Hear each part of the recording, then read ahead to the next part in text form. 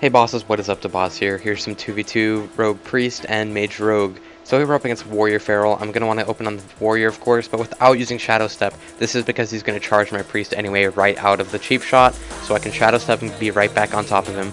I'm popping pretty much all of my cooldowns here, and I popped Evasion so I couldn't get disarmed or anything. I got Warrior Feared, and I trinketed that, and then Cloaked right away because I know the Druid's going to have a clone ready for me really soon. So as you can see, he's hard casting clone, but then realizes I have cloak up, so he cancels it really quick. So now I'm gonna try and redirect a full kidney into the druid, knowing the next CC on me is gonna be full, and he's the only one with CCs left. However, it misses, so my priest runs in with a fear on him for full fear. He trinkets that, so I'm ready to cheap him full out of that. So now the warrior's fucked and he has no peels left for him at all. The druid comes out of that and I put him into a half blind, knowing this warrior has nothing left at all, and if I don't get the kill soon, I'm gonna get peeled off. But the game was already won at this point, and the druid didn't get any CC out at all. Alright, this game we're up against Holy Pally DK. I'm not sure, I didn't get a sap off because my priest decided to just zerg in. But anyway, I'm going to open up on this DK. And I'm pretty much just popping just basic cooldowns with my dance and just getting some opening pressure. As DK has freedom, I pop cloak so I can easily get through his desecration and keep some decent uptime. At this point I see the DK has no AMS left and he's overextended quite a bit, so I throw down a bomb and make his Pally and him go quite a bit defensive and not be able to Rambo after my priest. At this point of the game, I'm not going to be on the DK for the next 10 seconds or so, and this was a horrible mistake on my part. I was letting the DK entirely kite me when I knew I still had Vanish left. I didn't want to waste Vanish where I could have used it to get a sap on the Pally or something, and I was running after the DK mindlessly for about 10 seconds while he was on my priest as I was getting kited completely. I'm trying to be extremely cheap with my disarms and just keep them from when my priest is in dire trouble. As you can see, the Pally hodged my priest, and knowing my priest still had Trinket, I just disarmed right away. I should have asked if he needed disarm instead of just throwing it up instantly, but as you can see, he kind of did need it.